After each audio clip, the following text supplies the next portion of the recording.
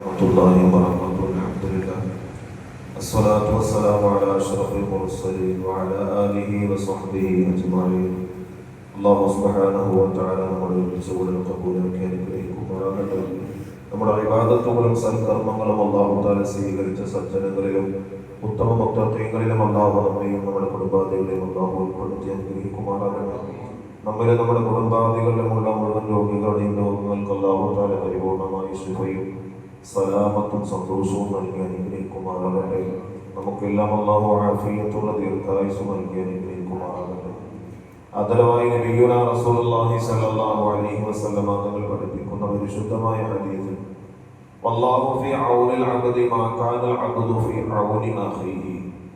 അല്ലാഹുവിന്റെ സഹായം നമുക്ക് ഉണ്ടാകണമെങ്കിൽ അതിൽ പ്രധാനമായും നാം ശ്രദ്ധിക്കേണ്ട ഒരു കാര്യമാണ് നാം നമ്മുടെ സഹോദരങ്ങളെ സഹായിച്ചു കൊണ്ടിരിക്കേണ്ടത്. വിശ്വാസിയായ മനുഷ്യന്റെ ധാർമ്മികമായ ഉത്തരവാദിത്വമാണ് തന്റെ സഹോദരങ്ങളെ സഹായിക്കുക. അത് ബന്ധുത്വമുള്ളവരാണെങ്കിലും അല്ലെങ്കിൽ തന്റെ കൂടപ്പിറപ്പാണെങ്കിലും അയൽവാസിയാണെങ്കിലും എന്ന് വേണ്ട, ഒരു മനുഷ്യന് തന്റെ ചുറ്റുഭാഗത്തുള്ളവരെ നോക്കി അവന് ആവശ്യമായ കാര്യങ്ങൾ നിറവേറ്റി കൊടുക്കുക, സഹായിക്കുക, ഹെൽപ്പ് ചെയ്യുക. ഒന്നുകിൽ സാമ്പത്തികമായി കഴിവ് ചെയ്യാൻ സാധിക്കാത്ത മനുഷ്യനാണെങ്കിൽ അവന് ശാരീരികമായി എന്തെങ്കിലും ഹെൽപ്പ് ചെയ്യാൻ കഴിയും. അപ്പൊ ഇങ്ങനെ ഏതു തരത്തിലായാലും ഒരു മനുഷ്യനെ വാക്കുകൊണ്ടോ പ്രവർത്തനം കൊണ്ടോ ഒരു വിശ്വാസി മറ്റുള്ളവർക്ക് സഹായിയാകണമെന്നാണ് പരിശുദ്ധമായ ദീൻ നമ്മോട് പഠിപ്പിക്കുന്നത്.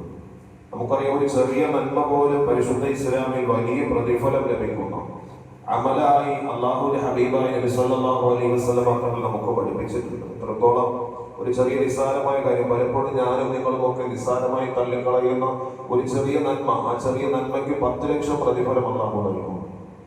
10 ലക്ഷം പദവികൾ അല്ലാഹു തആല മനുഷ്യർ ഉയർത്തും. 10 ലക്ഷം ചെറു പാപങ്ങൾ അല്ലാഹു തആല മായ്ച്ചു കളയും. അറിയോ, ഞാനും നിങ്ങളൊക്കെ നിരന്തരം ചെയ്യുന്ന പണിയാണ്, പക്ഷെ നമുക്കതിന്റെ പ്രതിഫലം അറിയുന്നു. ഒരു നന്മ ചെയ്താൽ ആ നന്മയിലൂടെ അല്ലാഹു തആല മനുഷ്യന് 10 ലക്ഷം പ്രതിഫലം അല്ലാഹു രേഖപ്പെടുത്തിയ ആ സ്പോട്ടില് 10 ലക്ഷം തിന്മകൾ അല്ലാഹു മായ്ച്ചു കൊടുക്കുന്നു. 10 ലക്ഷം പദവികൾ ആ മനുഷ്യന് അല്ലാഹു തആല ഉയർത്തി കൊടുക്കുന്നു. ഏതൊന്നറിയുമോ? ആ നന്മ. കാലാളി നോക്കി ചായ കുടിക്കാൻ വേണ്ടി ഫ്രണ്ട്സിന്റെ ഫ്രണ്ടിലിങ്ങനെ നിൽക്കുകയാണ്. പെട്ടെന്നൊരു ബൈക്കാരൻ വന്നു. ബൈക്ക് നിർത്തി ചോദിക്കുമ്പോ ഇവിടുത്തെ ഹനീഫക്കടെ വീട് ഏതാണ്? അറിയത്തില്ല. ഹനീഫക്കടെ വീട് ഏതാണ് ചോദിച്ചു.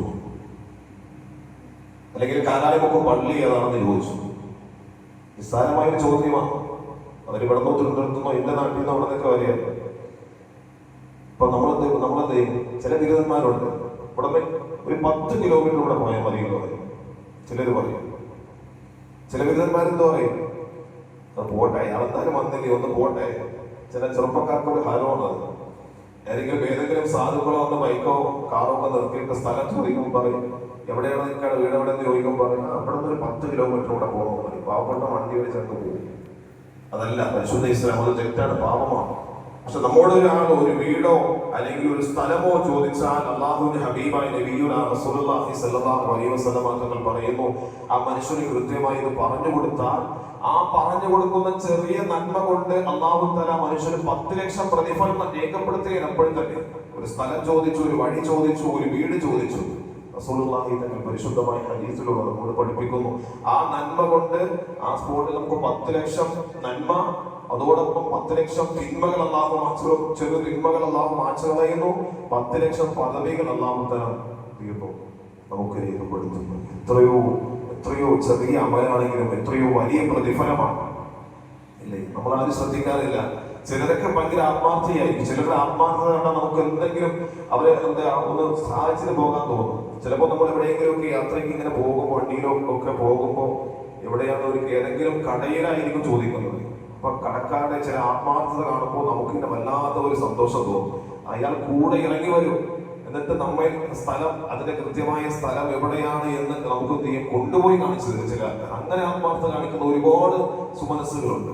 എന്നാൽ ചിലരോ ഒരു കടയ്ക്കകത്ത് നിന്ന് നമ്മൾ കാറിലോ അല്ലെങ്കിൽ വണ്ടിയിലോ ഇങ്ങനെ കടയ്ക്കകത്ത് ചോദിക്കുക, അവിടുത്തെ വീട് ഏതാണ് പോയ 3 പോലും നോക്കത്തില്ല, നിവർന്ന പോലും നോക്കത്തില്ല, മുഖത്ത് പോലും നോക്കാം, നേരെയൊക്കെ പോയാൽ മതി എന്ന് പറയും. പക്ഷേ അദ്ദേഹത്തിന്റെ പറച്ചിലിൽ തന്നെ അദ്ദേഹത്തിന്റെ ആത്മാർത്ഥത നമുക്ക് തെളിയും. പക്ഷെ അതല്ല, ഒരു വിശ്വാസിയായ മനുഷ്യൻ നമ്മോട് വന്ന് എന്തെങ്കിലും ഒരു വിശ്വാസിയായ മനുഷ്യന് ധാർമ്മികമായ ഉത്തരവാദിത്വം എന്ന് പറയുന്നത് നമ്മോട് എന്തെങ്കിലും ഒന്ന് ചോദിച്ചാൽ ആത്മാർത്ഥമായിട്ട് അത് ഹെൽപ്പ് ചെയ്ത് കൊടുക്കുക, സഹായിച്ചു കൊടുക്കുക. വഴിയാകട്ടെ അല്ലെങ്കിൽ വീടാകട്ടെ, ഏതുമാകട്ടെ. പക്ഷെ ആ മനസ്സിൽ വരുന്ന ഒരു മനുഷ്യനെ സന്തോഷിപ്പിക്കുന്ന തരത്തിലുള്ള വർത്തമാനവും മുഖത്ത് നോക്കിയുള്ള പുഞ്ചിരിയും ഒക്കെ ഒരു വിശ്വാസിക്ക് എപ്പോഴും ഉണ്ടാകണം. അതൊരു വിശ്വാസിയുടെ ഏറ്റവും വലിയ ഉത്തരവാദിത്വമായി നാം മനസ്സിലാക്കണം. മാത്രമല്ല, ഈ ചെറിയ നന്മ കൊണ്ട് അല്ലാഹു തആല നമുക്ക് വലിയ പ്രതിഫലമായി രേഖപ്പെടുത്തുന്നു. അല്ലാഹു തആല നന്മകളിൽ മുന്നേറാൻ നമുക്ക് ഏവർക്കും സൗഭാഗ്യം നൽകി അനുഗ്രഹിക്കുമാറാകട്ടെ. നമ്മുടെ ജീവിതത്തിൽ അല്ലാഹു തആല ഖൈറും ബറക്കത്തും നൽകി അനുഗ്രഹിക്കുമാറാകട്ടെ. വആഖിറു ദഅവാന അൽഹംദുലില്ലാഹി റബ്ബിൽ ആലമീൻ. സ്വല്ലല്ലാഹു അലൈഹി